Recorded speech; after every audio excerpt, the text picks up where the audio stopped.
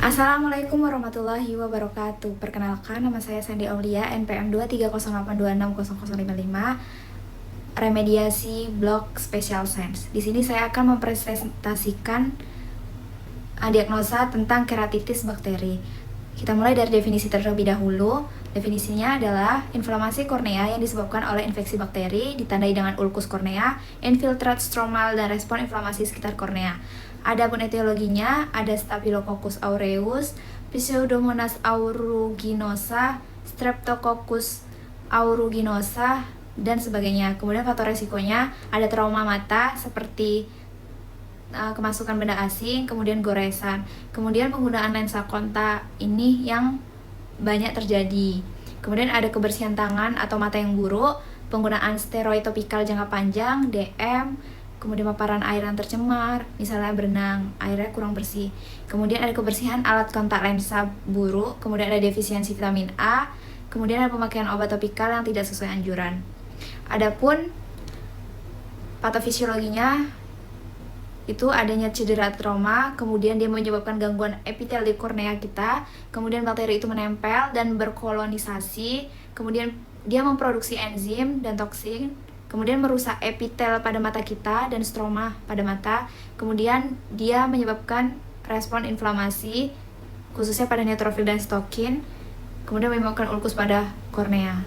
Kemudian ada yang neovaskularisasi, scar atau perforasi jika berat.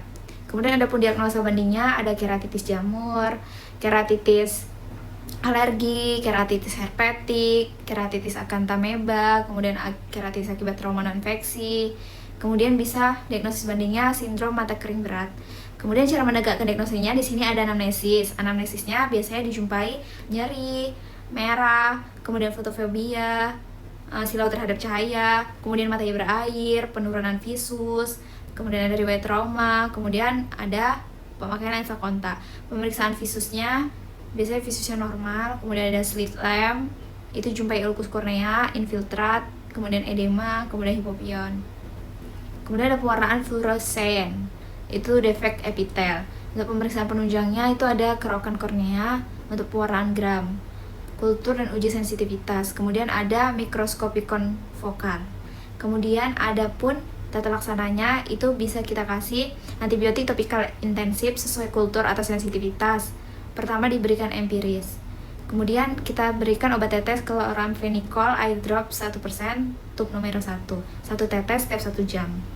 Pada fase awal 48-72 jam, kemudian disesuaikan. Kemudian ada pun alternatif lain, ada moxifloxacin 0,5% atau levofloxacin 0,5%. Itu satu tetes setiap 1 jam pada fase awal. Kemudian ada cikloplegic, misalnya homatropin 2% 2 kali sehari. Kemudian bisa analgesik oral bila nyeri. Kemudian untuk tata laksana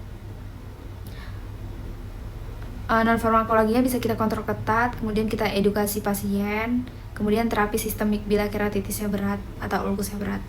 Untuk tata laksana non farmakologi bisa kita bilang menggunakan pelindung mata, kemudian jaga kebersihan tangan, jangan sering mengucek-ucek, kemudian sering mengganti kotak lensa jika memakai kotak lensa.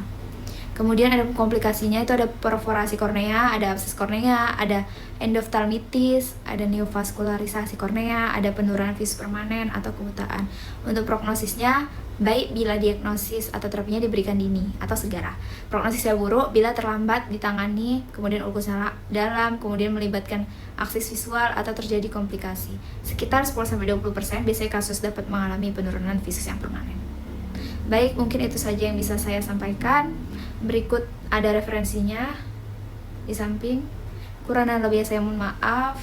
Mohon maaf jika ada perkataan dan penyampaian yang kurang. Mungkin ini saja. Wassalamualaikum warahmatullahi wabarakatuh.